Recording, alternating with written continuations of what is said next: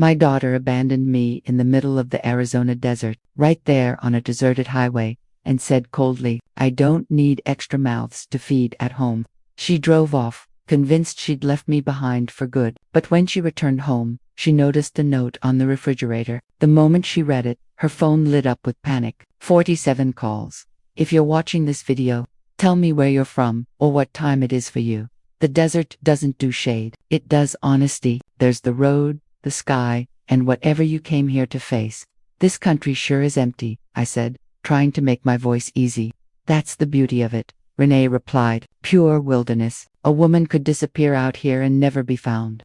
She smiled like it was a joke. It wasn't. She eased the SUV onto the shoulder, wheels crushing bottle glass to glitter. Heat came up off the asphalt in silk waves. High desert, no mile markers I could see, just a thin fence line running away into the glare. Bathroom, she said, and nodded toward the mesquite. Stretch your legs. Right, I said. I stepped out. The door thumped shut. Wind moved drier than paper. Behind me, the engine held a steady purr, like a cat about to decide something. Keys? I asked, turning back. She had both hands on the wheel now. Nothing personal, Mama, she said. Just business.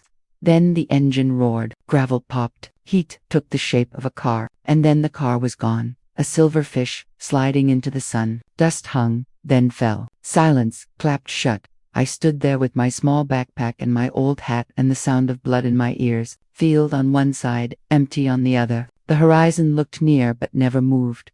Okay, breathe, move. I checked my watch. Midday. I took stock like a woman counting reasons to live. 1 bottle of water, warm. 1 folded map, bought 2 towns back. Red pen lines marking where we would see the canyon. Her words. $40 cash. A phone that said no service. And the audio memo on the phone, the one I'd named Kitchen, that had started at breakfast, before the desert, before the road turned. Honest. Marcus had set down a plate and a price. We can't keep carrying you, he said. Kutsk, Raymond echoed, dabbing the table like the wood had offended him. Destiny and Isaiah stared hard at their cereal. Renee stared at me. What do you want me to do? I had asked. Be reasonable, Marcus said. Sign what you need to sign so we can move forward.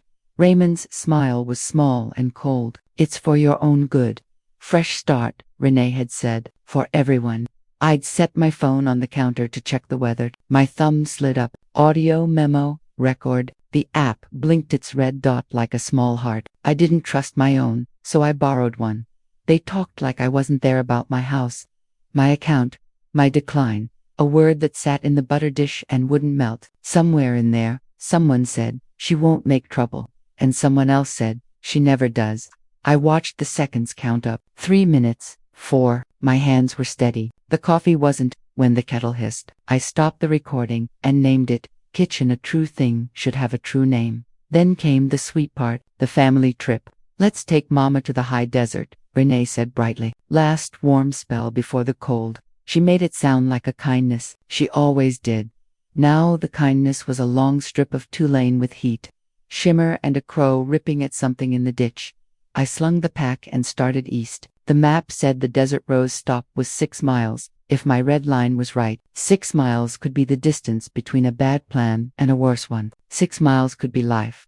I walked the edge where the asphalt met dust, boots hitting their own metronome. Sip, 15 steps, sip. The water was already tired. The hat made a thin shadow that wandered off my shoulder and on again. A pickup came from behind and did not slow. A woman in sunglasses looked at me like a mirage. She didn't want to test. Wind slapped me hard, and the dust had its own taste. I kept going.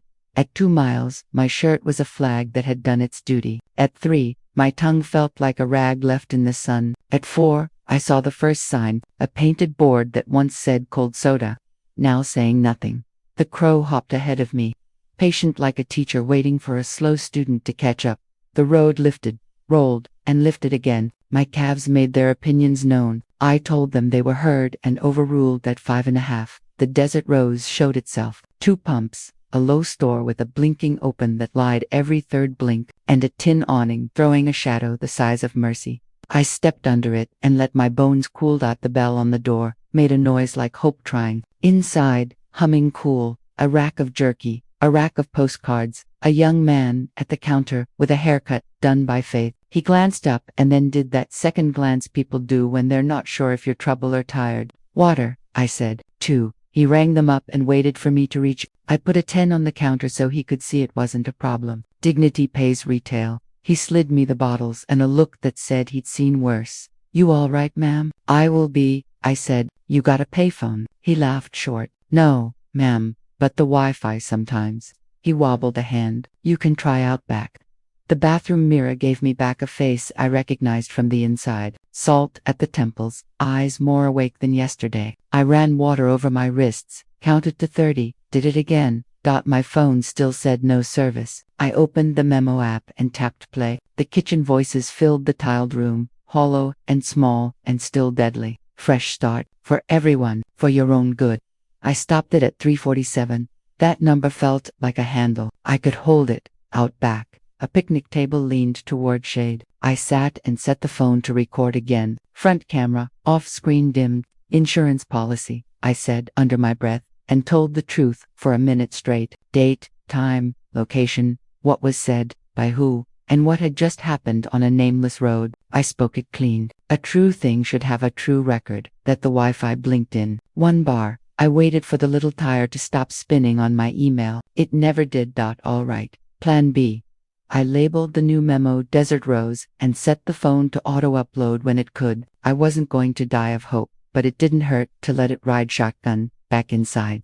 I bought a map of local trails I didn't need and a candy bar I did. The young man looked at my boots, then at the road through the dusty glass. You got someone coming for you. Eventually, I said. You want me to call the sheriff? Not yet. He nodded like a soldier. All right. I stepped outside into sun that had not learned manners. The air smelled like hot rubber and something fried. A truck rumbled in, diesel coughing. A woman in a ball cap climbed down, glanced at me, and offered a nod that wasn't pity. My phone buzzed. Then a little tremor like a bird in the hand. 1 bar, then 2. Then the screen woke up and began to fill. 1 missed call. 5, 12, 23, 40-7. Voicemails poured in behind them. One after another, stacking like plates. I let the first one run long enough to catch breath and tone. Mama, where are you? Call me back right now. I stopped it. The child voice I remembered under the woman voice cracked at the edges. Fear has a different music. Good, let it play. I tightened the pack straps and looked east. The road kept being the road. The desert kept telling the truth. 6 miles back, I'd been a problem. Now I was an address. I set my foot to the line where shade ended. 6 miles, I said softly to the memory of the shoulder and the silver fish. Or, I'm a ghost. I stepped out of the shadow and started walking. The missed calls stacked like bad weather. The number sat there on the glass. 47, bright as a siren. I let the screen sleep and the desert speak. Inside the Desert Rose, the young man with the Faith haircut was refilling an ice bin with a plastic shovel. The bell on the door went tat when I went in. Back again, he said. Still vertical. I said. You got a hat with a brim. That means something. He pointed to a rotating rack beside the postcards. I picked a plain one, wide, stitched for work, not for tourists. It fit my head like a promise. I bought a roll of tape. What's the tape for? He asked. Insurance, I said. He nodded like he believed all kinds existed. Out at the picnic table, I printed my name on the underside of the brim and my number inside the crown, then taped the audio memo titles to my water bottle. Kitchen, Desert Rose. If I dropped it, I wanted a stranger to know it was a truth worth returning. The heat leaned on us both. Diesel from the big rig hung low and slow. A pair of men in neon vests worked the far pump, laughing too loud, like folks who didn't want silence to catch them. One looked my way and tilted his chin, measuring. I lifted my water in a hello that wasn't an invitation. He looked away first. The phone buzzed again. 1 bar, then none. Like a fish surfacing and slipping under. I thumbed open voicemail and pressed my ear close. Mama, pick up, call me back now. We need to talk. The next voice was Marcus, smooth as glass with a crack under it. We're worried. Please stop this and come home. We can talk like adults. A sigh. Please. Raymond next, slow and careful. This isn't wise. He made wise sound like a dress code. Destiny's voice I didn't play. Some things I didn't have to prove to myself. I closed the app and stared at the far ridge. Heat made the hill breathe. The young man came out with a broom. We get coyotes sometimes, he said, sweeping bottle caps into a dustpan. They like the shade under the soda machine. What do you do? He shrugged. Make noise. Tell them they're not invited. Does that work? Mostly. We stood in the lazy shade like folks who were not about to discuss coyotes any further. The neon vests finished up and drove away. Tires saying hiss on old tar. What's your name? I asked. Jerome. Thank you, Jerome. He took that like a paycheck. Inside. The cooler hummed with cold, like a secret. I bought another water, a cheap pen, and a prepaid calling card that looked 10 years out of date. You're the first one to buy one of those since I started, he said. Might not even. He shook his head. Maybe is all I need. The back corner of the store had a wobbling table with a cat calendar and a sign, please limit computer time to 10 minutes.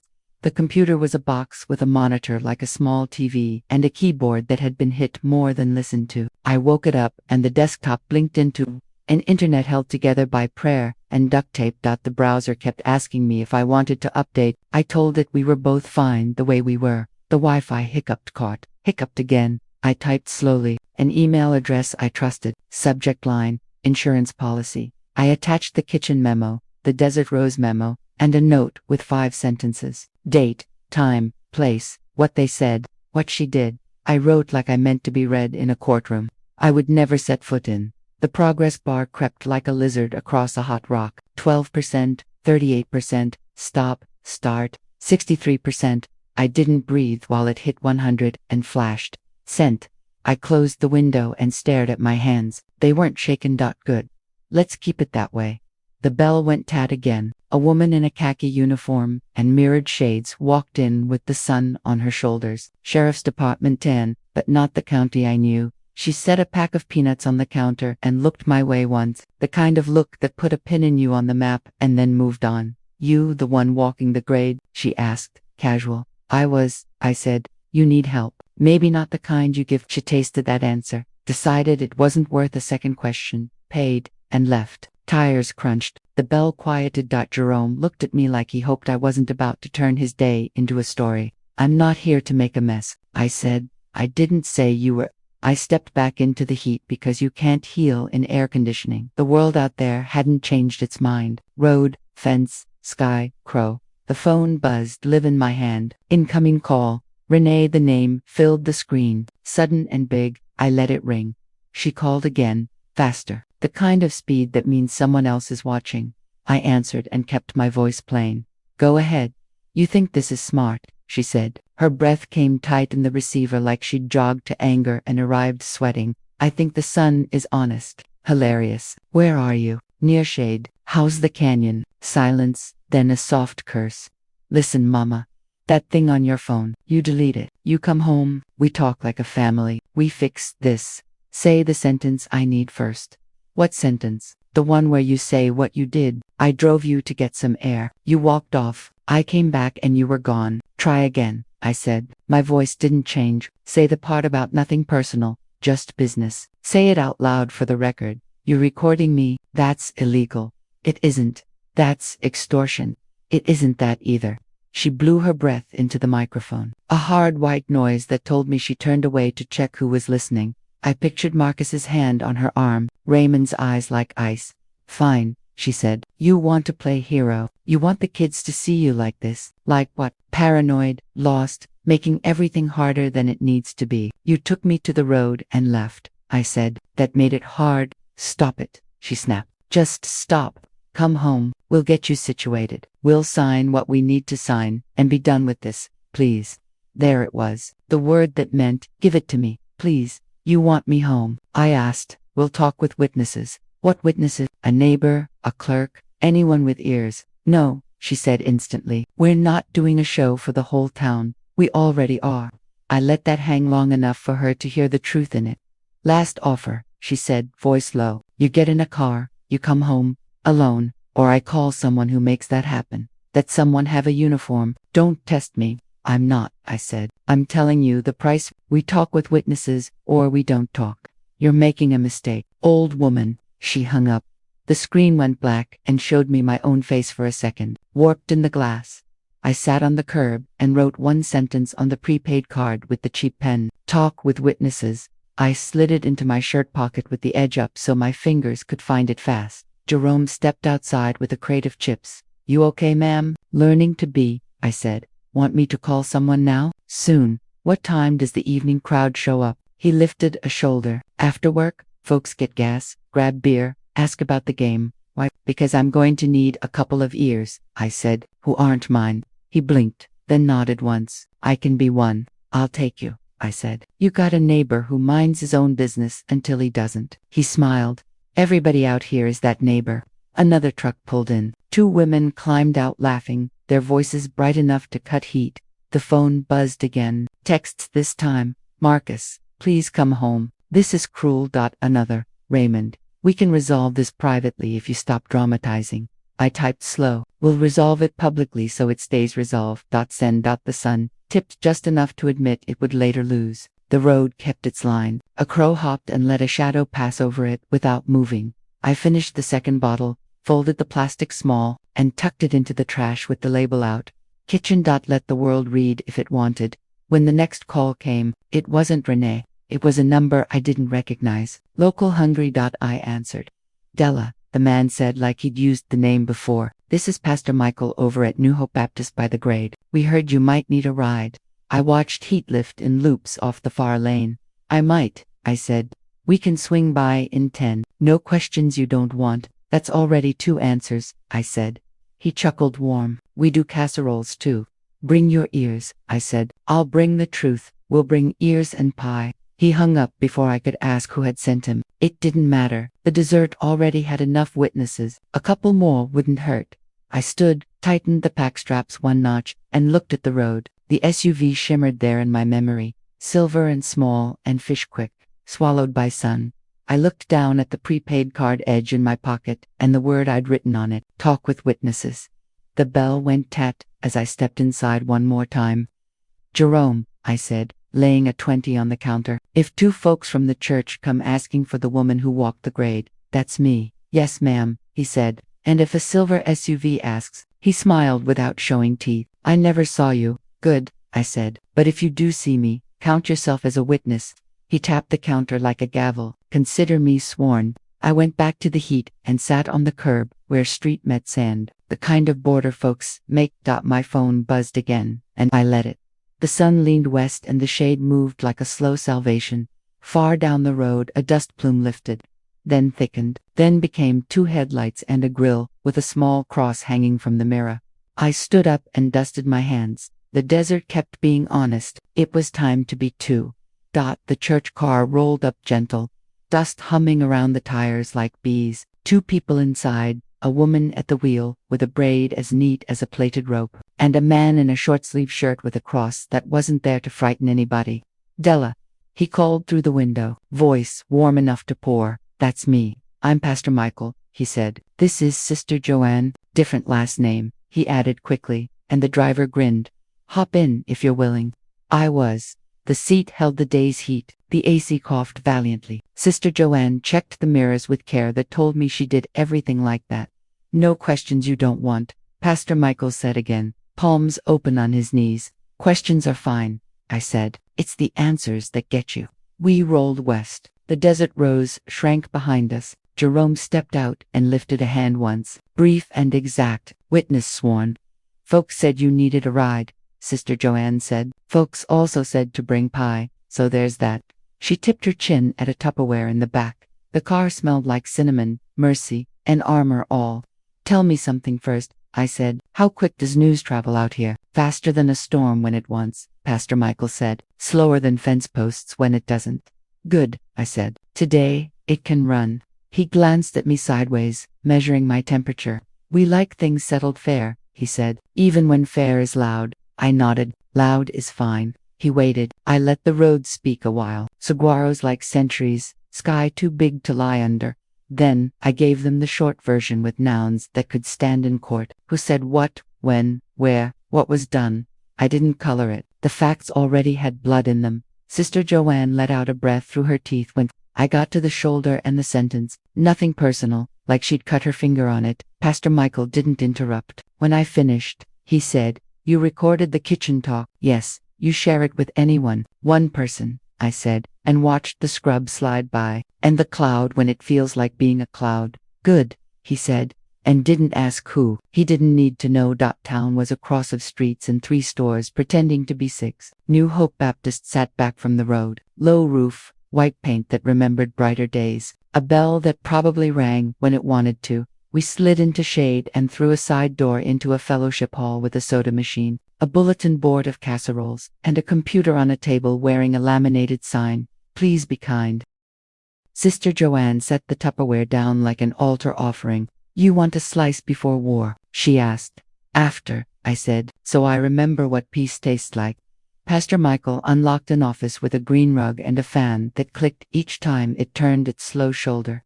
"You can use this," he said, gesturing to a desk and a computer that wasn't tired yet. "We don't keep anything secret. We can't explain to our grandmothers, but the door shuts, and I can stand outside it." "That'll do." He stopped at the threshold. "Need me to be the kind of man who calls a deputy?" "Not yet," I said. "Be the kind who witnesses."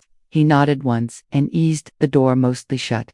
I sat. The chair was honest and hard. The computer woke when I pressed a key. The mouse skittered on an old fundraiser flyer for a pancake breakfast, and the internet came alive like it had slept under a quilt. I opened email. The Desert Rose attachments had landed with a timestamp that made my heart loosen a notch. I wrote a second message to the same address and a third to a friend who lived 2 states away and had no reason to love my daughter. Subject lines plain as bread, supplement, and backup.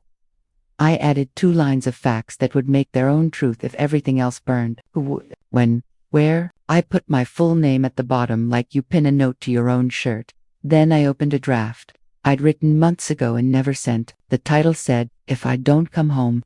I read it through. The paragraphs tasted like metal, but they'd hold. I updated a date and a small detail and hit send to a lawyer's office that had never met me but had mailed me a brochure 3 winters ago. Cold call. Warm facts. They could ignore me or not. The draft was its own witness. Either way, I printed a 1-page note and wrote with the cheap pen across the bottom, in tidy letters, "Talk with witnesses." I slid it into my shirt with the prepaid card, paper and plastic, 2 thin shields.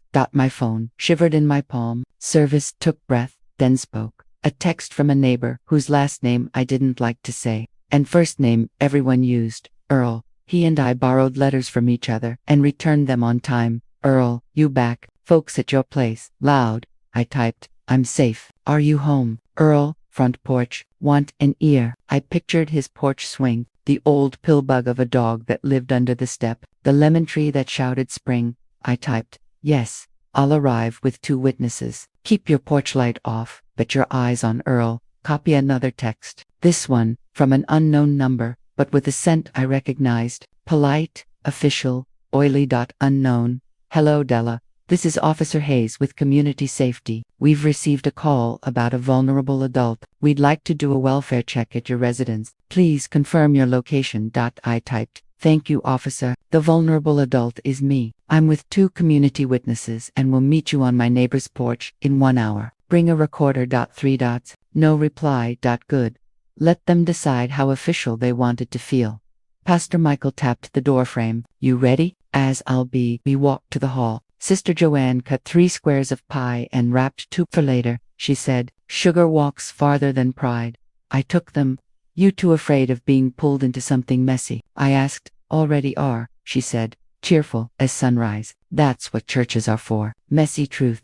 Pastor Michael lifted the keys. "Let's go do some." The drive to my street ran past yards that had done their best against heat and years. The houses were all the same, shaped with different stories inside.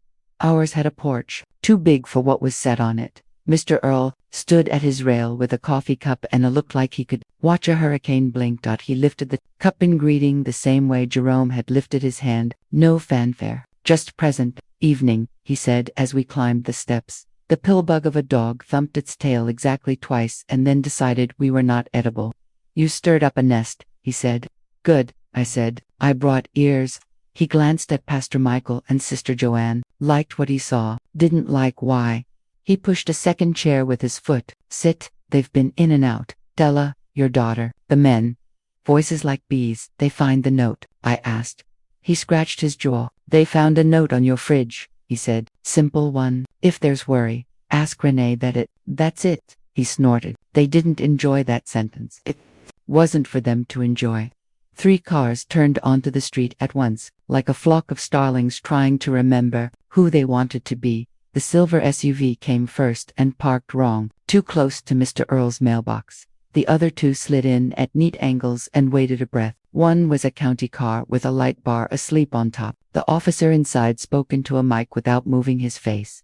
The third belonged to a woman who looked like she'd sell houses by smiling. Enabler in a skirt suit. Community safety had a uniform for every mood. Renee texted, "We're here. Please don't do this on a porch." I typed back, "The porch is where the witnesses live." The SUV doors opened. Renee stepped out wearing righteousness and road dust. Marcus had his phone in a knot that meant business. Raymond had a folder the thickness of a lie. The kids weren't visible, thank God.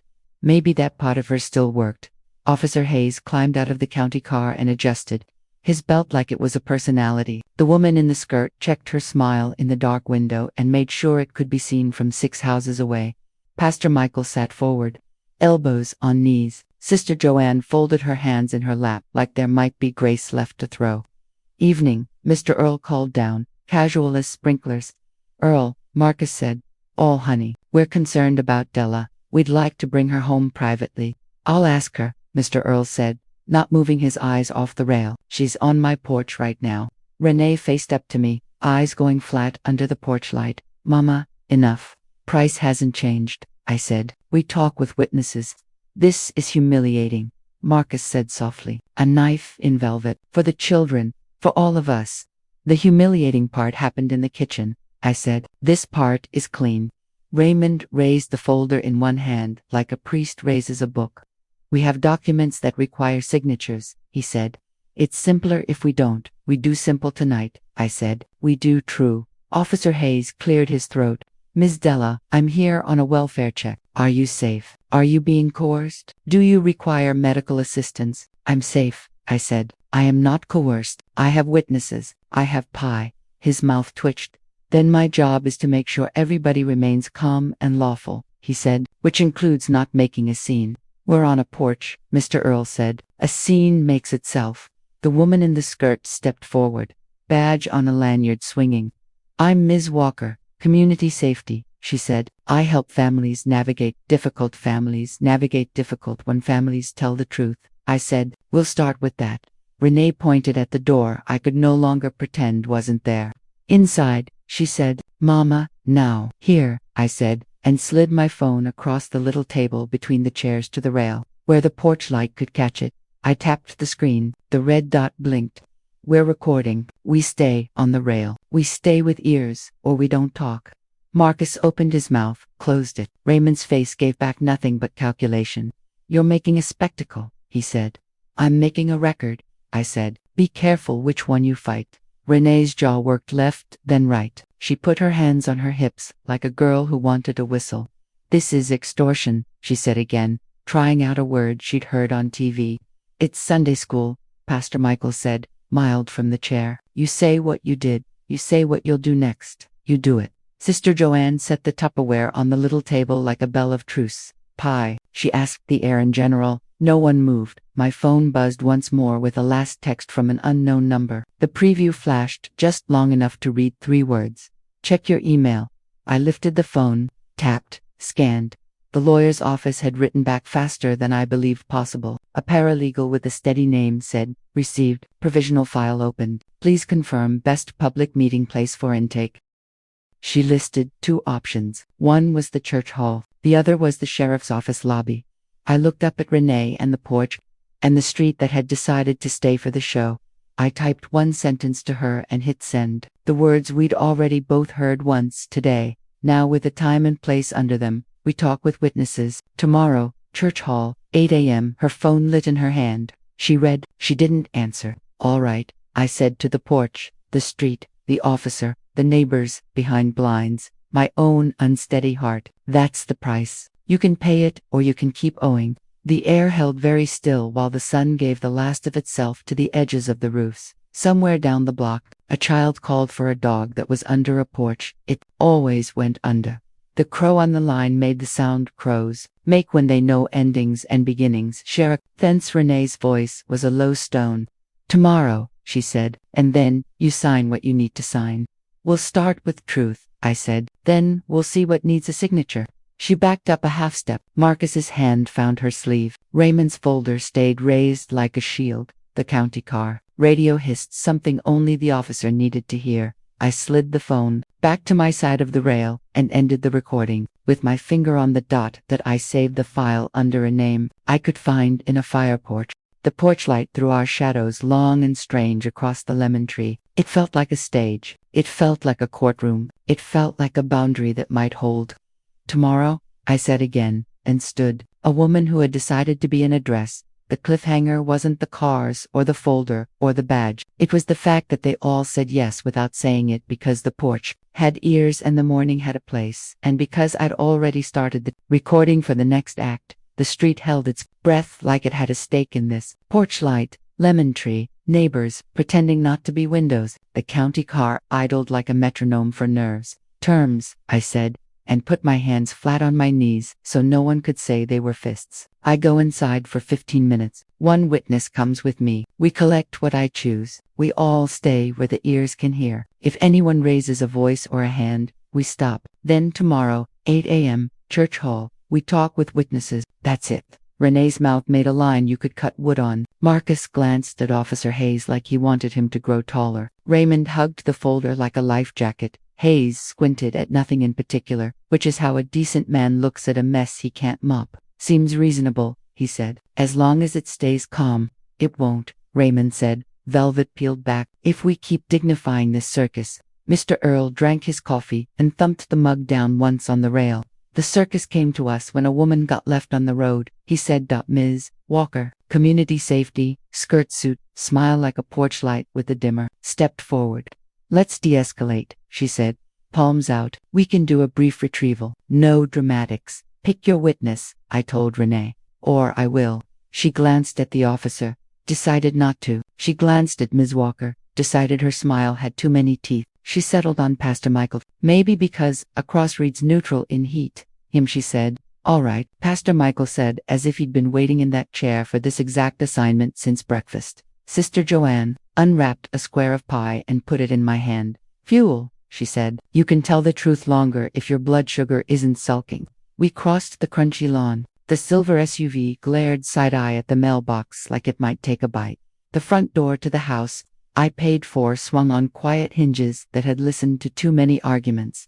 My own porch, my own air, and I walked in like a visitor. The entry smelled faintly like lemon cleaner and old newsprint. Marcus's shoes clicked on tile with a rhythm I used to recognize in the dark. Raymond drifted wide, looking for a flank. Renee stayed close enough to call it proximity, far enough to call it pride.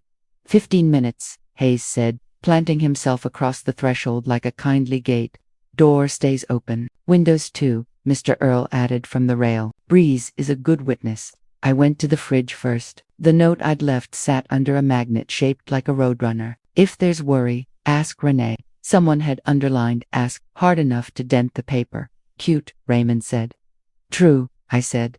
I took it down and folded it once, clean, then slid it into my pocket like a paid bill. The kitchen kept its lies organized. Jars labeled, knives aligned, bowl of pears arranged to suggest abundance. The table breathed memory at me. Bacon maps from years ago. Homework sprawl. A birthday cake that leaned left and still disappeared. The audio memo inside my phone made a light weight in my pocket like a stone with a name. I opened a drawer, found the small envelope of cash I kept for when the power bill and I had differing opinions. It hadn't been moved. Good. I slipped it into the pack from the pantry. 2 protein bars, 1 can of beans, a can opener that had always sighed but always worked. Practical dignity. That stays, Marcus said when I reached toward the drawer with the spare keys. I'm not stealing your car, I said. I'm keeping mine. Raymond's chin tipped. There are issues of capacity here, he began, lawyerly. Your capacity to own a ring of metal. Your capacity to make choices that are safe for you. I looked at Pastor Michael. He gave me his calm like he had more in stock. My capacity is fine, I said. Today proved that I took the keys. The metal felt honest. From the hall closet. A coat that still smelled like last winter and sweat and cedar. From the bedroom, a pair of socks that had missed the laundry basket and didn't deserve to die for it. From the desk, the small notebook with numbers I didn't store in a cloud because clouds are forgetful. Time, Hayes called gently from the doorway. I held up a finger. One more thing, because the stove still had heat and arguments you couldn't see. The desk, the bottom drawer with the manila folder that had lived there quietly under the manuals for appliances, even God couldn't fix. Raymond's eyes tracked me like a hawk tracks a field mouse that thinks it's invisible. No, he said, those are legal documents. We'll go over them tomorrow. We will, I said. And tonight, I'm looking at what has my name on it. Pastor Michael stepped up just enough, not touching anything, just being the horizon. Let's keep it gentle, he said. Eyes, not hands. I slid the drawer open. Manuals, rubber bands, a stray battery that had failed hope. Under them, the manila folder. I didn't touch it, just the corner. Raymond tensed. Renee sighed, theatrical. Marcus stared at the lemons in the bowl, as if they were a better version of us. The top sheet was an old draft of something called convenience, a term that has never meant what's fair. The second was newer, with spaces for signatures that weren't yet friends with pens. I didn't read it. A woman can drown looking at paper when what she needs is air. Tomorrow, I said. Church hall. Raymond's folder made a whisper like a snake when he shifted. You're embarrassing yourself, he said. I'm saving myself, I said. Embarrassing would have been dying thirsty because someone loved convenience. We walked back toward the door. The house held its breath the way the street had. Pastor Michael paused in the kitchen and looked at the counter like it wanted to talk. He tapped it once with 2 fingers. A private liturgy, all right, Hayes said when we stepped into the heat again. That's 15. The porch reassembled its audience. Mr. Earl's dog rolled onto his back without consulting the script. Sister Joanne handed Pastor Michael a napkin. He didn't need. Ms. Walker's smile adjusted itself 3 clicks brighter. Anything else? Marcus asked, voice like a hymn you can't quite follow. One thing, I said, and let my phone slide from my palm to the little table, like a small truth landing. I tapped the screen. The red dot blinked alive. I looked at Renee, at Marcus, at Raymond, at the officer, at the neighbors who had turned into silhouettes behind screens. You said this was a circus, I told Raymond. It isn't. It's a playback. Absolutely not, Marcus said. We are not press play. I said softly to nobody and everybody, and pushed the phone an inch toward the rail. No one moved. Then Mr. Earl, who had fixed my fence twice without making me feel smaller, reached out, big thumb clean as a verdict, and tapped the triangle. The kitchen came out of the porch light, tiny and exact. We can't keep carrying you, Marcus said from the speaker and from 2 feet away. The duet of a ghost and its owner. Cuts, Raymond echoed. Cool as ice water. Fresh start, Renee said, bright and confident like a woman who believes deserts are metaphors, not maps. The words were small in the air and heavy in the bones. The porch narrowed to the size of a phone screen. The lemon tree listened with every leaf. A child's bicycle down the block clicked once in the wind. Turn it off, Marcus breathed. Let it finish, Pastor Michael said, the kind of gentle that never blinks. It rolled onto the part where someone said, she never does, and the butter dish held the word decline. When the minute marker hit 3:47, I pressed the screen myself. Silence came back like a returning tide. Officer Hayes cleared his throat in a different tone than before. I heard that, he said. So did several others. His radio said a thing like an embarrassed cough. Ms. Walker's smile dropped 2 clicks. Found neutral.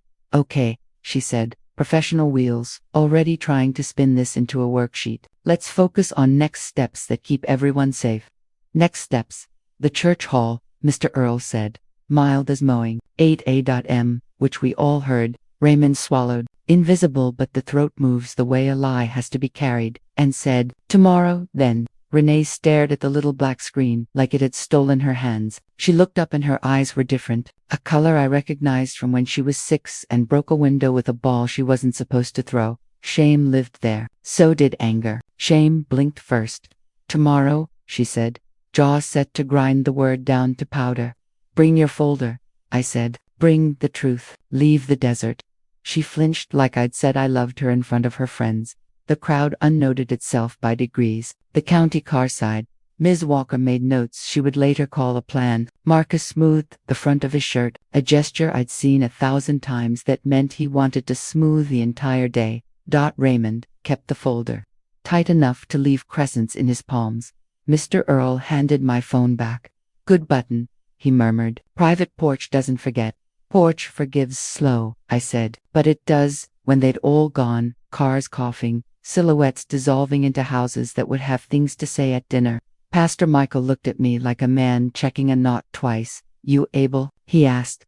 I am, I said. Now that there's tape and air. Good, Sister Joanne answered for both of us. She lifted the Tupperware. Your pie got cold. It still counts. I am, I said. Now that there's tape and air. Good, Sister Joanne answered for both of us. She lifted the Tupperware. Your pie got cold. It still counts. We ate like the world hadn't tried to make a ledger out of us. Sugar made its sentence. The lemon tree shed one leaf and then another. Tiny applause. Later, after Pastor Michael and Sister Joanne left, Mr. Earl and I sat a while without saying anything, the way some folks pray. The pillbug of a dog leaned a warm shoulder against my boot. I checked the locks on my own doors with the phone light and left them as they were, not a fortress, just a line. I saved the file as porch playback and let the cloud have it if it wanted to be useful, for once. In bed. My house ticked its cooling ticks. The fridge hummed, the hum it always had, somewhere out on the highway. A truck missed a gear and found it again. I set my phone face down on the nightstand, screen dark, heart steady, record made. Tomorrow had a place and an hour and ears. The cliffhanger sat on the pillow beside me like a second phone. In the den drawer, under the manuals and a lie, lay a manila folder with spaces hungry for signatures, and in the morning, those spaces would have to listen before they asked for ink. The church hall at 8 a.m. smelled like coffee that forgives and floor wax that doesn't. Folding chairs faced a white wall. A portable speaker sat on a hymn book like a booster seat. Pastor Michael put a pitcher of water next to paper cups. Sister Joanne arranged a plate of pie as if treaties required sugar. They came in pairs and positions. Officer Hayes, neutral corners. Ms. Walker from Community Safety, clipboard, smile set to professional regret. Marcus, chin high, shirt smoothed twice. Raymond, folder like a shield and a sermon. Renee last, jaw-locked eyes, sweeping exits before seats. Mr. Earl took a chair near the door. His coffee and a church mug that said, "Be kind or don't." "Thanks for coming," Pastor Michael said. "We'll keep it simple. Playback, then discussion. Statements are short. Interruptions don't get the mic." "I didn't agree to a performance," Raymond said. "It isn't one," I said. "It's a record." I put my phone on the table and tapped the red dot. "This is the church hall. Tuesday, 8 sharp," I said, calm as a ledger. "Present are," and I named them like a roll call you pass by telling the truth. The dots stayed steady. The air did too. "Start with the kitchen," Mr. Earl said. "Let's set the key." I hit play. The little speaker gave us yesterday's stainless steel. "We can't keep carrying you." Cuts, fresh starts. The words were smaller than the room and heavier than it. Ms. Walker's pen paused midair. Hayes scratched a note. Raymond didn't blink. Marcus pressed 2 fingertips to his temple, like he could massage memory into something else. Renee stared at the wall, behind the sound as if she could climb through it into a different story. When her own voice said, bright, confident, "Fresh start for everyone," she flinched as if someone had called her by her childhood nickname in front of strangers. I paused. "That's the kitchen," I said. "Now the porch." I tapped the file labeled porch playback. The hall got even stiller somehow. Mr. Earl shifted once, Wood giving a small, honest complaint under his chair. Voices again, the porch, the price, the agreement, the word tomorrow on all our tongues. When it ended, Pastor Michael let silence stand. He's a professional at letting a room do its work. Officer Hayes spoke first. "I heard clear statements yesterday that could be interpreted as planning to isolate a dependent adult," he said. "Careful, I also heard clear consent today from that same adult to conduct this meeting, so we'll proceed." "Thank you," Ms. Walker said, but it came out like she'd thanked her reflection. Raymond raised his folder. "What you all heard was a family trying to handle a complex medical situation and an estate at risk," he said. "We brought documents to make it safer. This," he patted the folder, "is a durable power of attorney for finances, a transfer on death deed for the property to avoid probate, and a healthcare directive to protect everyone." "Protect who?" Mr. Earl asked, mildly dental. "Everyone," Raymond repeated. As I said, "Let's be plain," I said. "Yesterday on the road, I was left without water, transport, or phone service. That isn't protection. That's exposure. And what you call simple looks a lot like a shortcut to a signature." Raymond smiled small. You can call your lawyer, of course, but in the meantime, we can stabilize. I did call, I said. They opened a provisional file. I held up my phone so the paralegal's email shone like a little stubborn candle. We'll route anything legal through that address. And until then, Marcus asked, smooth over a crack. Until then, we'll put guardrails where my life needs them, I said, with my signature, not yours. Pastor Michael slid a sheet of paper across to me. We drafted a one-pager, he said. Nothing fancy. It states, you revoke informal permissions given under duress. You request written notice before anyone changes your utilities or access. You designate the church office as a temporary mail drop if needed. And you authorize us to make copies of whatever's presented today. It doesn't bind anyone but you. Perfect, I said, and signed. The pen felt like a small sword that could still do something useful. Raymond watched the strokes like he could unwrite them later. He couldn't montage it, Sister Joanne murmured. Half grinned. So I did. I signed a change of password list Pastor Michael had printed off for the utility accounts I owned. I signed a freeze and alert request from my bank and had Mr. Earl text a photo of it to the number on the card. I signed a letter to my clinic, updating emergency contacts, add Pastor Michael and Mr. Earl, remove Renee until further notice. Raymond inhaled on that one and didn't let himself exhale loud. Overreach, he said, softer than before. Safety, I said, and reversible when truth grows up. Ms. Walker cleared her throat. We are now in a safer posture, she said to her clipboard. Thank you. She looked up at me. About the children. The children don't belong here, I said. We leave them out of this. They are already in it, Renee said finally. Her voice had found a rock. They need stability. We'll take them to Marcus's sister a few days. They don't need to see this spectacle. There it was, the leverage. She tried to say it flat. The word take had a mean little wheel in it anyway. You won't use them as a lever, I said. Not today. She leaned in. If you don't sign, we move fast. School forms, doctors, we can do a lot without careful, Mr. Earl said, not loud. The mug touched the table like a gavel again. May I? Pastor Michael asked the room, palms up. A principle, not a verdict. When we use kids to pin grown-up choices, we turn them into nails. Nails bend or break. Either way, they don't hold anything good. For a second, just a second. Something in Renee's face softened toward the woman I hoped she might still be. Then Raymond shifted his folder, the paper whispering the snake sound of adult confidence, and the softness went somewhere else. Tomorrow, Raymond said crisply, even though it was already today, we'll take these drafts through council. Today, we asked Della to demonstrate good faith by signing the healthcare directive. Now, it's simple. A box to appoint someone. I'll appoint me, I said, and a second who understands witness as a verb. Who? Marcus snapped. A church lady, I said. Sister Joanne. Sister Joanne blinked like she'd just been asked to hold a lighthouse. Happy to sit in a chair and say what I saw, she said. I do that on Sundays already. Raymond looked like he'd bitten a lemon that refused to be pie. This is absurd. Absurd was the shoulder, I said. This is administrative.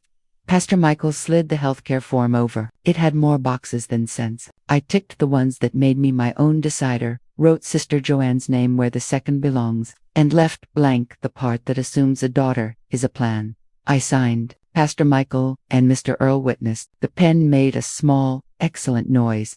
Now, I said. Mine, yours, Marcus said, wary. The desk, I said. After this, we go to the house. We open the bottom drawer. We look at the manila folder together with the officer, with the neighbor, with the church folks, with the camera on, and then we decide what simple means. Raymond gathered his papers like a mother hen gathers chicks in a thunderhead.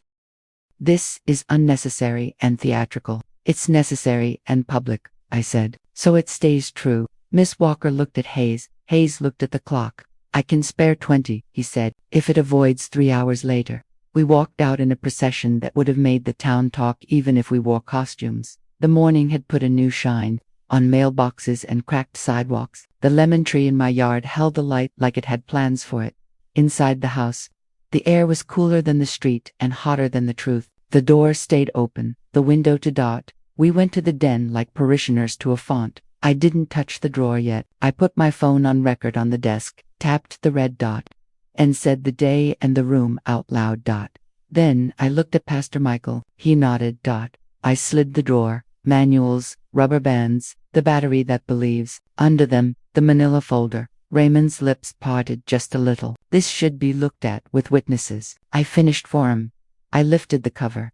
The first sheet wore a title without mercy. Transfer on death deed draft names. The property legal description like a spell. Blank signature lines like open mouths. Under that the healthcare directive draft with different boxes ticked in someone else's fantasy. Under that a durable power of attorney that gave my daughter keys to every room of my life before I handed her one.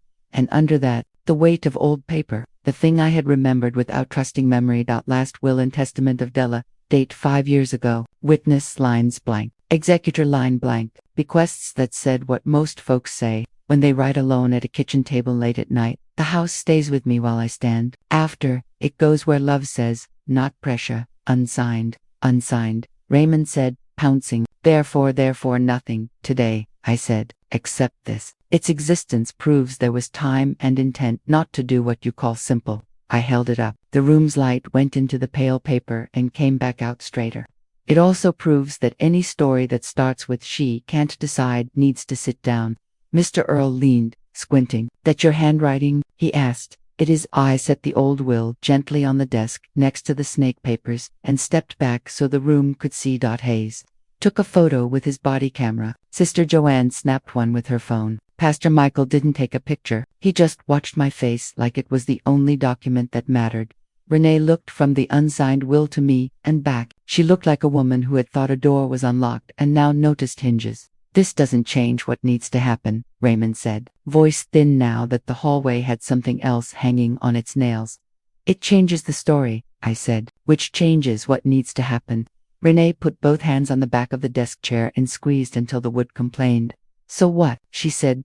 You'll what? Play these papers in every room in town. I'll place them on every table where the truth eats, I said. Marcus's voice was careful as walking on glass. Della, we were scared. Scared of decline, of bills, of doing this wrong. Then we do it right, I said, with counsel, with copies, with ears. Raymond shut his folder like a mouth. We'll confer with an attorney, he said, and we'll continue this through proper channels. Good, I said. The church office has a copier. We'll make sets before anything leaves this desk. You can't, he began. We can, Hayes said, surprising her. Makes my report cleaner. We filed back to the hall. The copier hummed like a small factory that knew exactly what it was making. Truth you could hand to a stranger and say, here, hold this, it won't bite. Raymond watched each page slide out like it was a card trick. He hadn't learned Renee paste. Phone face down in her palm like it burned. Marcus stared at the stained glass cross in the window and blinked slow. I stacked 3 packets, one for me, one for Hayes's report, one for the lawyer's inbox with a note in block letters, received in public. 8:10 a.m., witnessed by 5. I wrote down the names. I underlined witness. Mr. Earl bumped my shoulder with his. Good morning's work, he said. It is, I said, and it's not done. Because the copier spat one more page, and there, tucked behind the drafts like a dog-eared sin, slid out a small appointment card I hadn't seen before. Bank, Tuesday, 11:30, notary. No name, no initials, just a sloppy arrow that pointed at my address. Raymond's eyes flicked to it and away. Too slow. I held up the card. The room felt it. Looks like we had plans, I said. The cliffhanger wasn't the card itself. It was the clock on the wall over the coffee pot. It said 11:12. The clock's red digits said 11:12, like a dare. The bank cards said 11:30, like a trap. Field trip, Mr. Earl said, already on his feet. Raymond gathered his folder so fast, the papers made that snake whisper again. This is ridiculous, he said, which is what people say when the timing is too perfect to explain. Officer Hayes checked his watch. I'm with you until noon, he said. After that, you get whoever answers the radio. Good enough, I said. We went in convoy, church sedan, county car, Mr. Earl's truck with the tailgate that rightfully squeaked, Renee and Marcus in the SUV. Raymond so close behind them the turn signals felt like Morse. The bank sat in a low strip between a vape shop and a nail salon that had never learned a different sign, font, glass doors, faux stone, a potted fern that had seen too much. The air inside was cold enough to teach gratitude and denial at the same time. A woman with a neat bun and nameplate branch MGR looked up as a group of us crossed the carpet like a weather front. Her smile flickered toward Ms. Walker's setting, and rallied behind her. A smaller door held a brass plaque, Notary. Raymond beelined for the counter.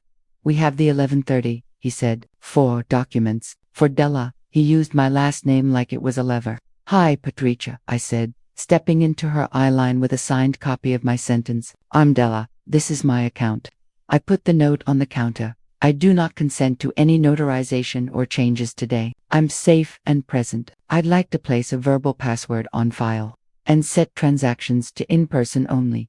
Patricia's managerial soul took both hands to catch all of that. Her gaze flicked to Hayes's badge, then to Pastor Michael's quiet clergy posture, then to Raymond's folder. You could see the policy manual turning pages behind her eyes. Of course, she said finally, voice choosing the safest branch. Let's step to my office. We did, which made the office smaller than it had ever been. Patricia sat. Raymond tried to sit first.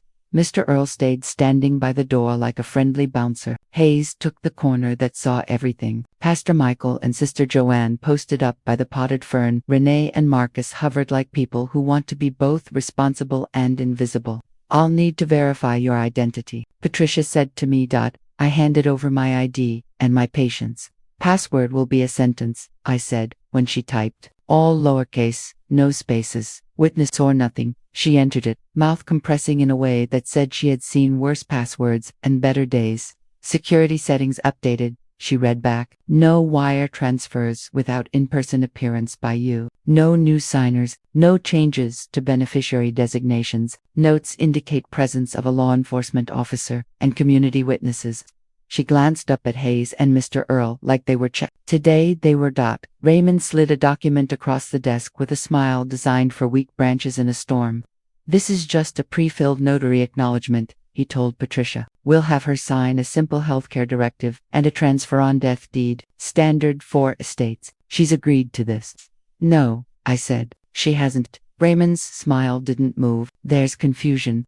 Not anymore, I said, and slid one of my copies on top of his page. The black ink of I do not consent covered the header like a stamp. You can hear. Patricia looked from one paper to the other as if they might wrestle. I can't notarize anything if the signer says no, she said, relief thin as rice paper in her voice. Raymond shifted to offense. We have concerns about capacity, he said. She's making unsafe choices. We're trying to avoid worse outcomes. Am I safe right now? I asked Patricia. She blinked. Ma'am, I'm a banker. Am I safe right now? I asked Hayes. Yes, he said. You're in my report as safe, oriented, and stubborn. Stubborn's not a capacity phrase, Mr. Earl observed gently. Raymond produced a different form, the kind with too many blanks. Then we'll proceed with a temporary arrangement, he said. Power of attorney, durable, limited until her evaluation. What evaluation? I asked. The one we'll schedule, he said smoothly. For her own. I held up a hand.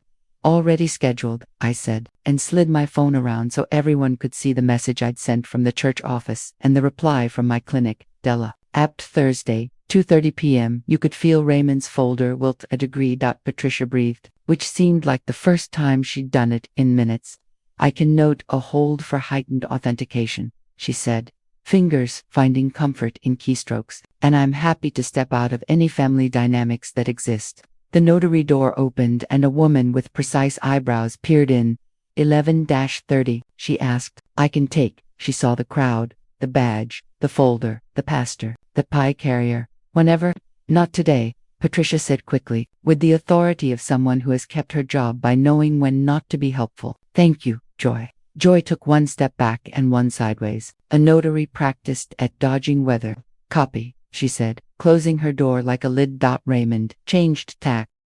Very well, he said, and aimed the smile at me instead of over me. Della, we can press pause if you'll demonstrate good faith. Just sign a simple banking POA view only, so Renee can keep the bills paid. I brought good faith, I said, and held up the unsigned will copy. 5 years ago, before anyone needed a dessert, I wrote a version of my intent. I didn't sign it because I wasn't done thinking. I'm still thinking out loud with ears. Renee leaned forward, elbows on knees, the picture of a woman negotiating with a post that won't move. You're going to make this ugly, she said, soft, for no reason. You already made it ugly, I said, softer, with a reason you won't say out loud. She looked at Patricia the way a woman looks at a referee she hopes is new. I'm her daughter. Patricia looked back like a woman who has argued with math. Yes, she said kindly, and she's the account holder. Marcus's patience broke a seam. She's punishing us, he said. She's punishing the kids. Sister Joanne set the pie carrier on the edge of the desk like a peace flag that could also be dessert. I brought a thing that punishes no one, she said. It uses sugar as a method. Even Patricia smiled. Hayes's radio he listened, spoke into his mic, nodded, then to us. I've got 8 minutes. Then we'll use 4, I said. Patricia, would you please print account notices for me to sign? No phone changes, no beneficiary changes, callback password on all requests, branch and lease service until further notice. She printed.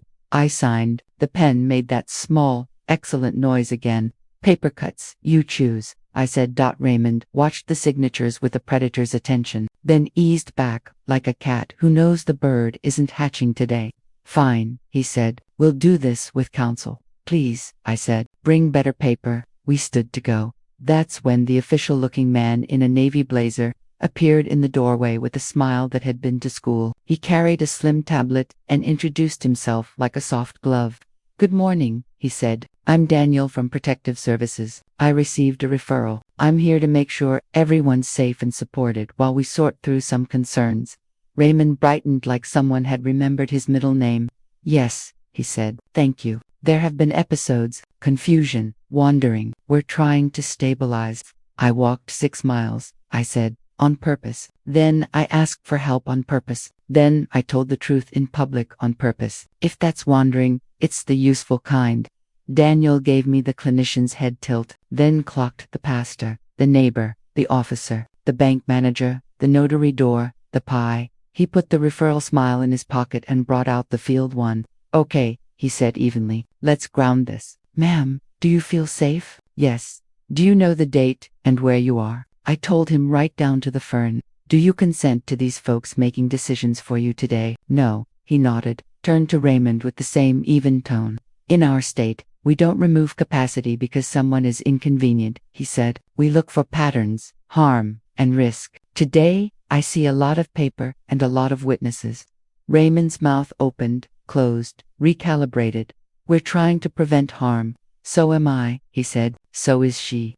He looked at me. I'd like to schedule a home visit, solo, for Thursday morning. Private. We'll keep it boring. Boring is my favorite, I said. After courtrooms. Noted.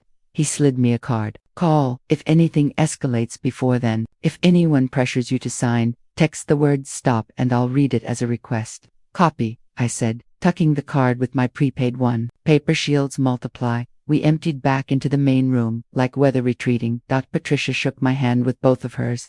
We'll keep an eye, she said. Passwords on file. If anyone calls, we'll call you back on the number we saw you use. Thank you, I said, for being a bank today and not a hall of mirrors. Anytime, she said, which we both knew wasn't true, but felt good to say.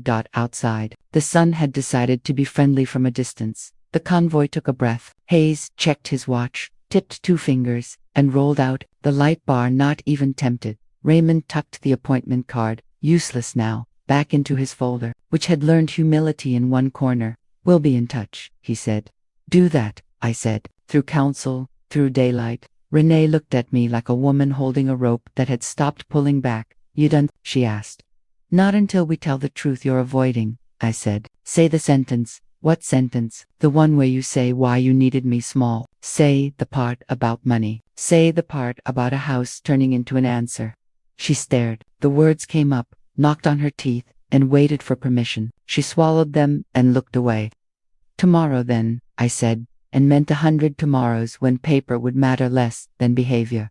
They left, not triumphant, not defeated, just recalculating. You could hear it in the way their SUV's blinker hesitated at the exit. Mr. Earl exhaled, like he'd been holding his breath since clocks were invented. You want tacos or a nap? He asked. Both, I said, in that order. Sister Joanne bumped my shoulder with the pie carrier. You fought with paper, she said. Now it bleeds on the right hands. Pastor Michael looked across the parking lot toward the church steeple's small shine. You got through a day without losing yourself, he said. That's a kind of wealth. We started toward the cars. That's when my phone buzzed with a new email. Not the paralegal, not the clinic. A bank alert. Attempted online password change. Location, home IP, time, 11:41. We all looked at the screen. House, Mr. Earl said. House, I said. The cliffhanger wasn't the alert. It was the second one that stacked right on top of it like a bad twin. Online bill, pay scheduled. $7,800 pending. The button under it said cancel. And the clock on my phone said 11:42. I hit cancel. The button turned gray, then green, then gave me the little confetti that apps use when they want to pretend decency is a game. Another buzz. Cancel confirmed. Patricia's reply, stacked on top like a lifeguard whistle. Locked. See you if needed. My house, Mr. Earl said again. Already moving. We took the corners like a fire, knew our names. The lemon tree threw noonlight like coins. The front door was closed. The window was open. I walked in with my phone recording and my voice steady. Tuesday, 11:46. Residence, front parlor. Marcus sat at the desk like it belonged to good intentions. The screen showed the bank page that now said, session ended. Visit branch. Raymond stood behind him with the folder half open like he could cook. Password hiccup, Marcus said brightly, as if we were talking about a smoke detector. Bill pay too, I said, putting the alert on the desk. 7,800 reasons to use witnesses. Raymond's mouth flattened. You're being punitive, he said. This is an administrative error.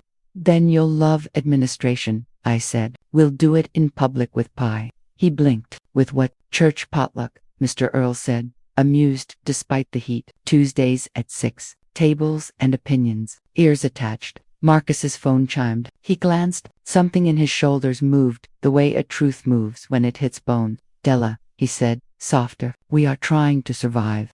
So am I said. So are the kids. Survive with ears on. I texted Pastor Michael. Potluck, main arena, PA system. He replied with a thumbs up and a line. I'll bring the hymn book speaker and the Be Kind mugs. By for the neighborhood had learned we were going to be educational at dinner.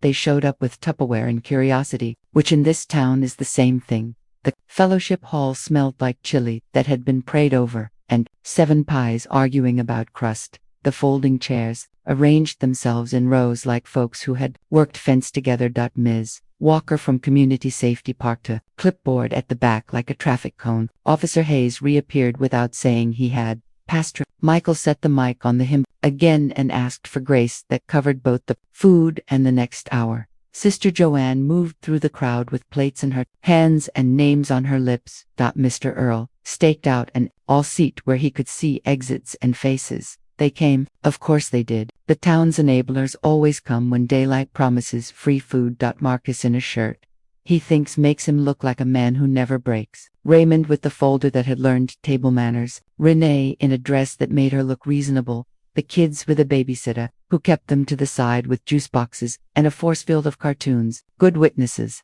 not weapons. And with them, a new face in a navy blazer and a smile trained in conference rooms. He shot his cuffs like time mattered and shook hands like a sparrow landing on a fence. Careful and quick, Marcus's friend, Evan Renee said in my ear, as if introducing me to a dessert. Financial planner, he can mediate, of course, the false savior with a calculator. He stuck out a hand and gave me a concerned smile that had never been in a desert. Miss Della, he said, I help families simplify. I'm happy to offer a framework tonight and avoid unpleasantness. We're serving unpleasantness with chili, I said. Grab a spoon. Evan kept the smile. You could see the cogs behind it. Nobody wants a spectacle, he said. Let's do a brief sidebar first. Get signatures on Safe Basics Bank View only. The Todd deed, then we can socialize. Orders flipped, I said. We socialize then decide in daylight. He looked toward Raymond. Her tiny nod said push. He pivoted to the crowd like a man stepping onto a small stage. Folks, he called, palms open. I'm a neutral professional. Emotions run hot in estate matters. We can keep them cool. I'm proposing a simple split. Health choices to a trusted loved one. Finances to a responsible party. Property directed to the next generation through a standard transfer on death mechanism. That's how we avoid courts and conflict.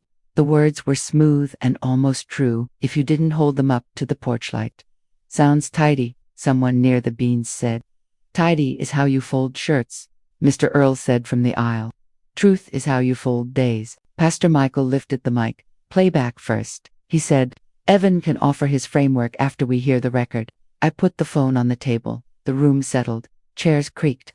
Honest noises. I hit play. Kitchen, porch, bank alerts. The little speaker did its job. Small, merciless memory. When the nothing personal line arrived. There was a sound in the hall made by adult throats, remembering their own hard sentences. Evan let it run without blinking.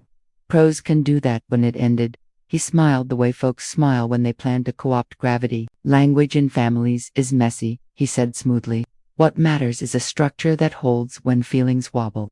If we can get consensus on these 3 documents tonight, consensus isn't what you get by isolating a woman on a highway. Sister Joanne said pleasantly, like she was offering more pie. It's what you get by staying to hear her. I put the bank card on the table where the front row could read it. Notary, 11:30. Arrow to my address. I put the alert beside it. Password change denied. I put the bill pay confirmation like a garnish. $7,800 pending. Cancelled. I slid the unsigned will copy to the edge. Evan's eyes did a tiny math tick. Happy accidents, he said, quicker than was safe.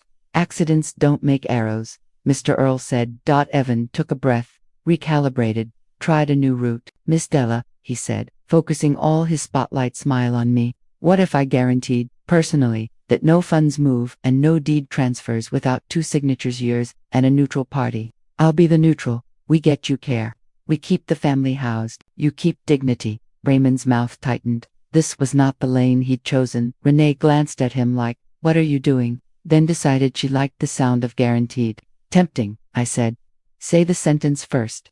Evan tilted his head. Which sentence? The one that admits what happened on that road, I said. Say it out loud and we'll start there. Evan smiled like a man turning down a dare from a child. Let's not get theatrical. Truth isn't theater, Pastor Michael said into the mic, gentle as 2 hands. It's diet. A woman from 3 rows back, school secretary, voice that carried roll calls across cafeterias, lifted a hand without asking permission. We heard a plan to get a signature by stressing a woman until she folded, she said. That's not care. Evan's smile lost a tooth you couldn't see. He looked at Ms. Walker from Community Safety. Surely there's a process. There is, she said, surprising herself with how solid she sounded.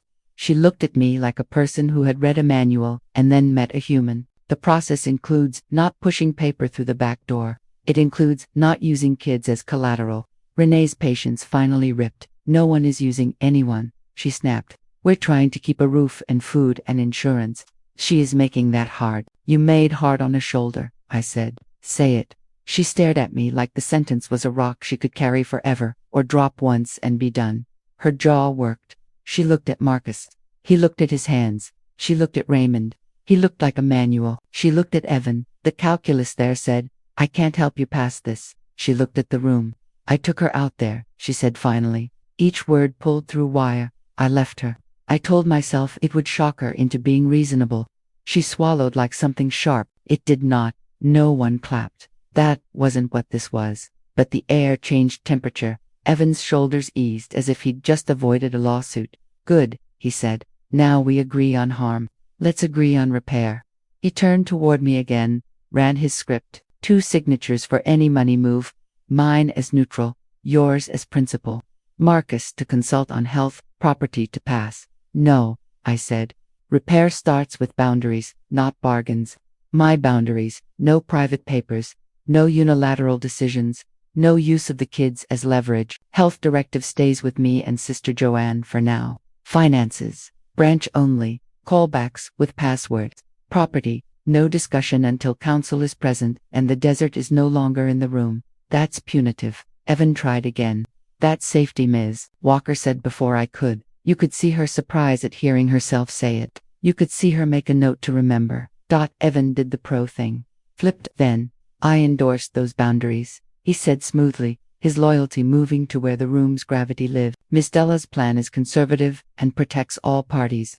I advise we pause. Raymond stared at him like he'd traded sides at halftime. Marcus's hands trembled into stillness. Renee's eyes went flat again, new color in them this time. Shame's cousin, pride's ghost. Mr. Earl stood. Meeting adjourned, he said, not having been voted chair, and not needing to be. Take a plate. Leave the woman be. People did what people do when truth lands. They ate. They told quiet stories about their own desserts. They made space. Evan disappeared in a respectful, practiced way. Ms. Walker wrote pause in big letters on her pad. Hayes ate chili and pretended it was policy. Pastor Michael put the mic away and wiped the hymn book like it had sweat. I was halfway through a square of cornbread when I saw Renee call the babysitter over with a curl of 2 fingers. She bent, said something smiley, took Isaiah's little backpack and Destiny's jacket. Marcus came too, smile lacquered, voice cheerful in a way that made the air flinch. Going to give them a quiet night, he said to no one in particular.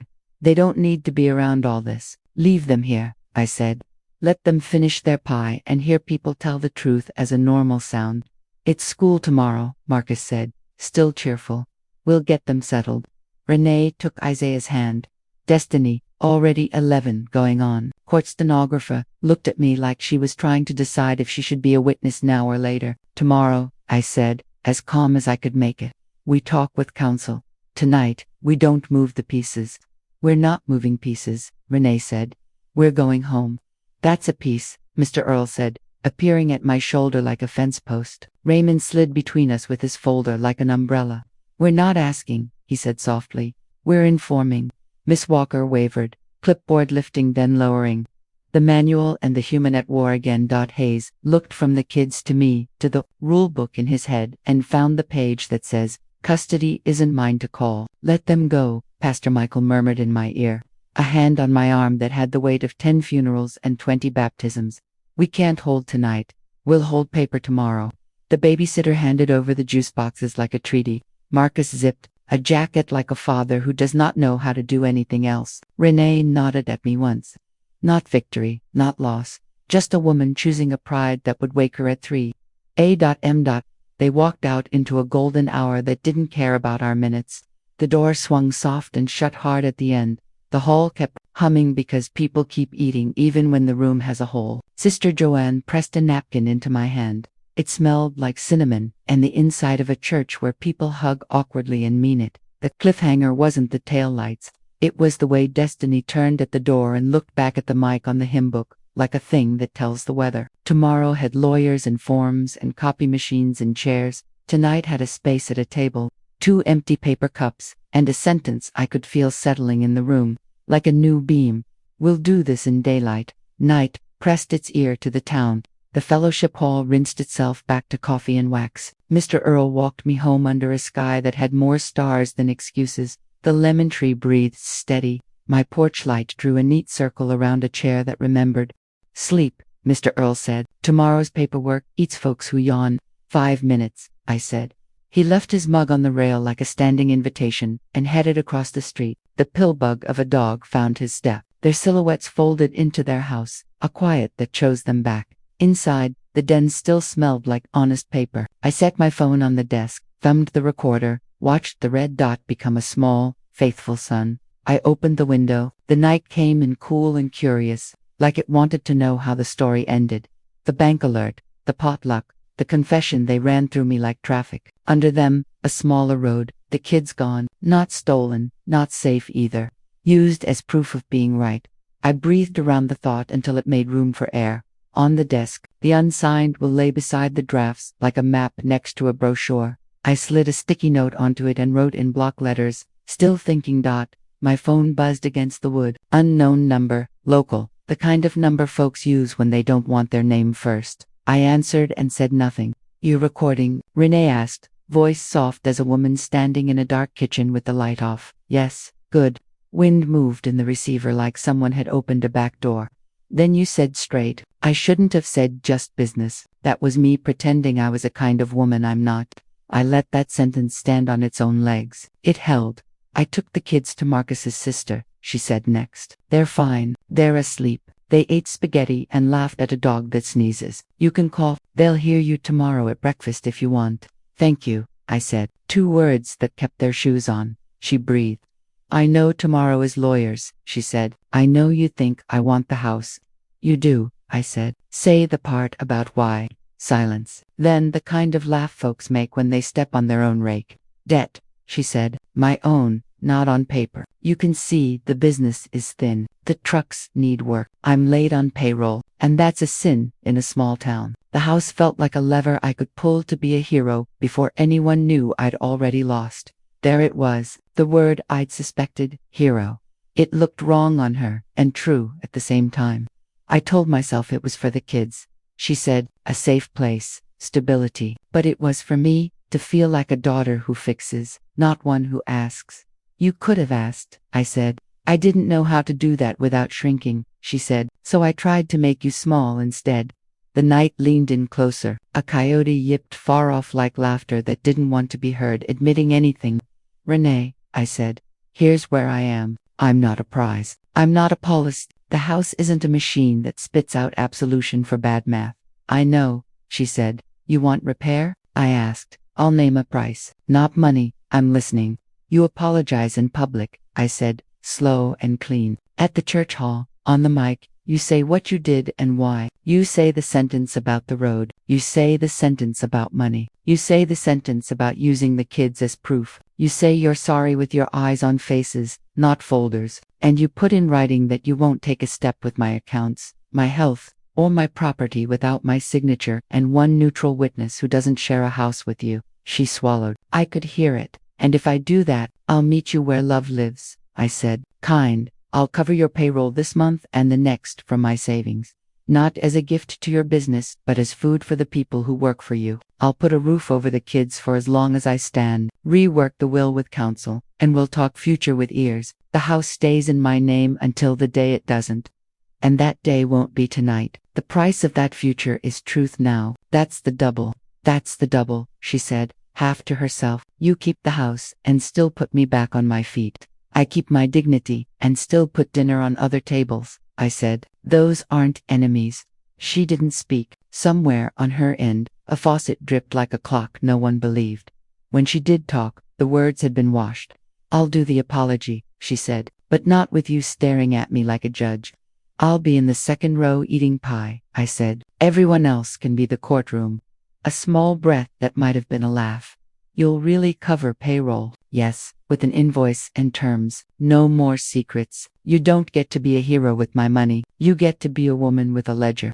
All right, she said. 8 a.m. became tonight in my head. I'll call Pastor Michael. We'll do it at 8. Less crowd, I said. More crowd. If you're going to drag the canyon into town, let the town hear it echo. She hung that thought like laundry. Okay, she said. 8. She hesitated. Mama, she said, and the small word made a sound like a hinge oiled after a winter. If I say it out loud, will you say you forgive me? Not the papers. Me. I'll say, I'm trying, I said, and I'll keep saying it until it's true. We hung up. The red dot kept breathing. I saved the file as night terms and sent a copy to 3 places that had earned the right to see me at my worst and best. The cloud sometimes remembers when you name the file, right? I walked the house like a woman counting windows, which is to say I checked for where air moves. The bedroom had my sleep in it again. The kitchen had the ghost of a recording and the stubbornness of butter. The den had the desk that had tried to be a trap and turned into a table. I pulled on the coat that smelled like cedar and stubbornness and walked toward the church. Porch lights touched one house and skipped another. The town's dogs took attendance. A teenager on a skateboard passed, wheels whispering a language that never apologizes. The fellowship hall was already half full. Word moves like weather when truth is promised. Pastor Michael tuned the mic with a thumb and a patience. Sister Joanne set out 2 pies and a plate of cookies that had melted into each other like cousins at a reunion. Ms. Walker had her clipboard and a new look in her eye. Policy with a soul. Mr. Earl took his aisle seat and planted both boots like roots. Marcus arrived alone, face calm like a lake that knows what the bottom holds. He sat on the end of a row. You could see him bracing for a story he would have to live in after. Raymond came. Folder thinner by 3 drafts. Evan came too.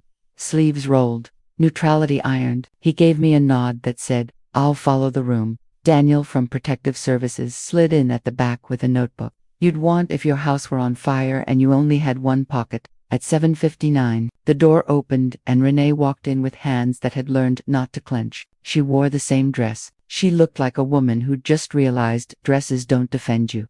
Pastor Michael lifted the mic. Good people, he said. We're here because truth tastes better shared. Renee has asked to speak. We'll give her the time we give desserts. Enough to remember, not enough to get sick. Light laughter, the kind that lets a room breathe. Renee took the stand. She looked at the hymn book, as if it might tell her which verse. Then she looked at faces.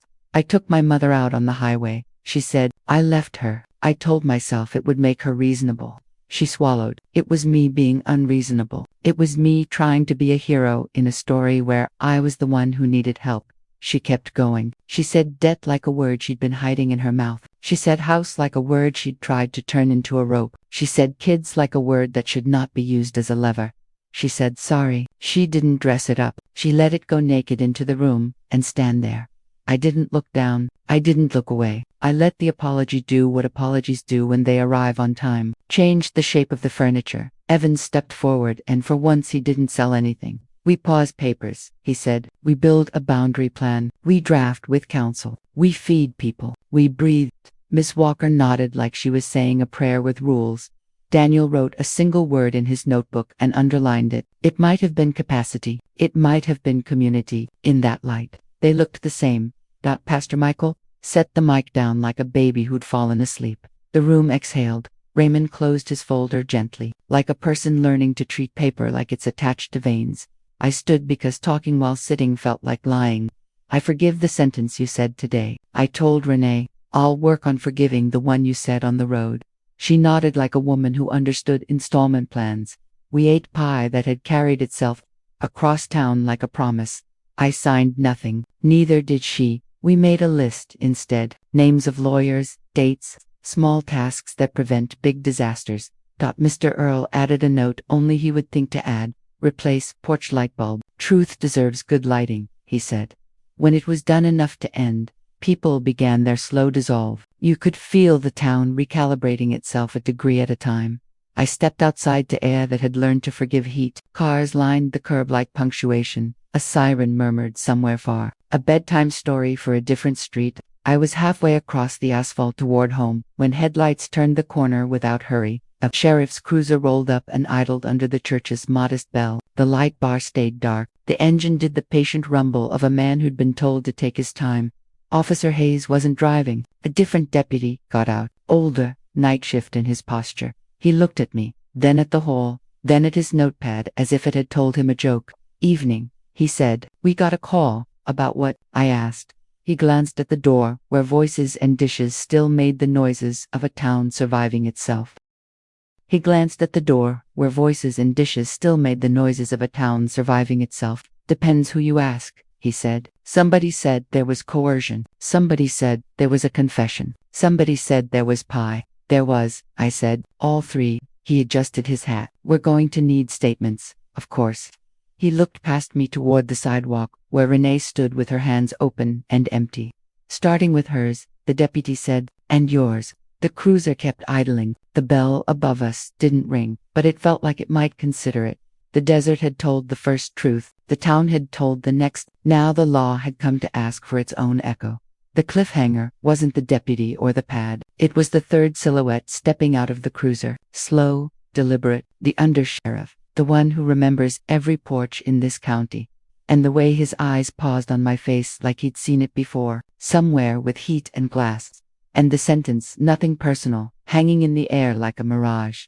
The undersheriff's face had the kind of lines that learn from sun and people. He took me in the way a man checks a gate. Quiet, thorough. Evening, Della, he said, like we'd already met. Maybe we had on some roadside where folks fix each other by passing water. Evening. He looked at the hall, the hymn book speaker, the plates stacked under a sign that said, please be kind. We're here to sort stories from reports, he said. We'll do it plain. We lined up our chairs in the small office off the foyer. Statement time. The deputy clicked his pen. The undersheriff didn't write. He listened the way a fence post listens, by standing exactly where it should. Renee went first because the undersheriff pointed, and folks like Renee sometimes need pointing. She told it clean for once.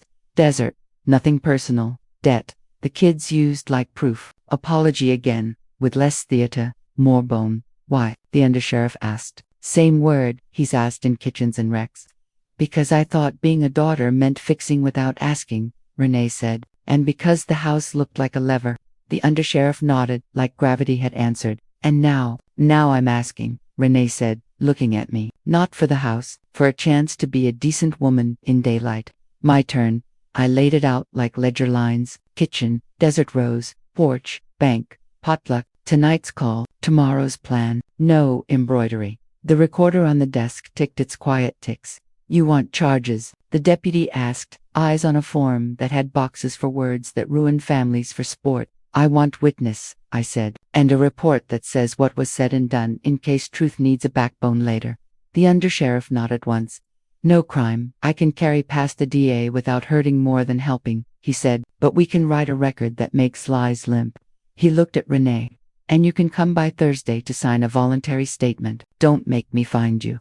I'll be here, Renee said. We bled the paperwork until it stopped demanding more. Out in the hall. The last of the pie plates clinked into a bin. Pastor Michael stood in the doorway like a period at the end of a long sentence. Go home, the undersheriff said to me, not unkind. Sleep before the paper eats you. Tomorrow, let your lawyer earn their coffee. We did. The town exhaled. Lights clicked off. The bell thought about ringing, and didn't. I walked home with my coat over my arm, and the kind of tired that means something. Morning came without rehearsing. The lawyer real, alive, with shoes that had met dust sat at Pastor Michael's desk, and unpacked a folder that didn't hiss. We drafted what should have always been simple: boundary agreement, public, no documents presented privately, all decisions at tables with at least one neutral witness, bank protocol, branch only, callback password in place, two-signature rule for any transfer over the size of a mistake, health directive, me as decider, Sister Joanne as second, clinic updated, kids clause, not leverage, no mention in custody and financial or property talks, business help, a short-term payroll advance from my savings, papered like business, not bailout, invoice, dates, receipts, no hero capes. Renee signed that last one with hands that had stopped shaking. Marcus read each line the way he reads recipes, careful, hopeful, ready to try again if it fails the first time. Raymond initialed places that used to make him vibrate. Evans said, correct at the right parts and unnecessary at none. We fixed the old will too, not to settle tomorrow but to say I hadn't stopped thinking. A new draft, clean, leaving the house with me until it didn't. Then to the kids through a trust with rules that put safety above winning. The signature line stayed empty on purpose. The lawyer smiled like restraint was a craft. Sign when you're not carrying heat, she said. Not before. Daniel from Protective Services came by, boring, as promised. He checked the stove and the meds and the calendar on the wall, where I'd written church pie and harmony like a verb. He asked me the date and I gave him the weather too. He looked at the porch and wrote something down you want written about you. Safe, stubborn, supported. At noon, we walked to the bank with the clean papers. Patricia shook my hand like we were old friends who'd survived a fair. We placed the boundary agreement on file, she said. She scanned the callback password line like a jewel. I like this part. So do I said. In the afternoon, I sat with Renee on Mr. Earl's porch because his porch told the truth without charging. The pill bug of a dog. Decided both our boots were acceptable. We did not rehearse our apologies anymore. We rehearsed our Tuesdays and our payroll and how to text without making a scene. I'll pay back every dollar, she said. You'll pay people on time, I corrected. You'll pay me as ink says. She nodded. She'd started learning which sentences run the world. Marcus came back from his sister's with the kids, and a bag of lemon cookies that had traveled well. Isaiah ran to see if the lemon tree could be climbed. Its COULDN, single quotes T. Destiny, stood at the curb, looked at the church, then the porch, then me. Is it over? She asked, not in a fairy tale way. It's begun, I said. The boring part. She considered this, then nodded like a judge who'd found the right page. That evening, the town remembered how to be a town. Trash cans went out. Sprinklers made their thin rain. Somebody grilled. Somebody practiced trumpet precisely badly. The sun forgave the street for existing one more time. I took a drive at dusk because I could. My keys, my wheel, my road. I followed the 2-lane out past the feed store and the mile of fence Mr. Earl and I had mended last spring. The sky did its big, unashamed thing. Heat rose in low coils from the blacktop, like memory leaving. There's an old turnout beyond the last mailbox where the land pretends to be forever. I pulled in and let the engine go quiet. The silence clapped, then settled. A crow cut across the light and didn't make it a metaphor. I thought about the shoulder, about the sentence, nothing personal, about the part where we all said the lines that broke us, and the ones that stitched, about papers that wanted to turn people into handles, and how we made them into guardrails instead. On the passenger seat, a stack, porch playback, night terms, the boundary agreement, truth with names that travel. I didn't need to play them. Knowing they existed was enough. I turned the car around slow. Back on the road. I checked my mirror. No silverfish, just my taillights, small and honest, moving toward town. When I hit the corner by the church, the bell lifted once in the wind and put it down again. Mr. Earl waved from his porch like a man who'd placed a post exactly right and was letting it prove him. Pastor Michael's door was open because these days it stays that way. Longer. Sister Joanne had written Pie Friday on the board in the hall and underlined, yes, twice. Ms. Walker walked past with her clipboard under her arm and no pen in her hand. Neil nodded from his sedan and looked relieved to be bored. Patricia's email pinged on my phone and said, password checked successful. No attempts today. Home locks that clicked the way they should. Lemon Tree throwing down tiny applause in the slightest breeze. I set the keys on the counter and folded the new draft of the will once, then slid it where I could see it and ignore it. Both true. At the window, the desert all the way out there kept doing honesty. Here, the town learned to, a little. I turned off the porch light and left the living room lamp on low. Boundaries, not walls. Tomorrow would ask for copies and callbacks, and patience. Good. I had all three. I had witnesses. I had pie on Fridays. And when I finally crawled into bed, the house made its cooling ticks like a choir catching breath between verses. I let it sing me down. The road outside held still. I slept. If there's an echo to the canyon, it's this. You don't have to disappear to be safe. You just have to be an address on your own terms. And when morning came, I was the one driving.